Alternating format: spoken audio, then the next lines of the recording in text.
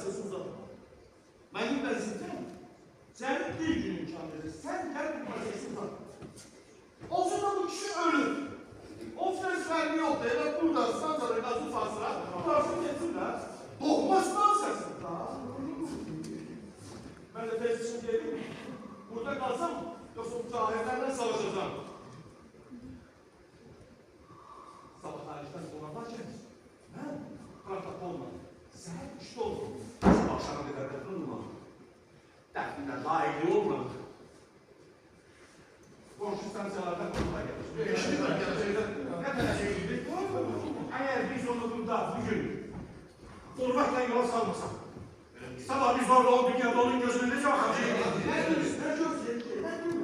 Ben olsa hiçbir insan bir dakika lazım değil. Ben olsa elini bastırırım. Ay işte! Okur! Kazanmakın mesiyeti var.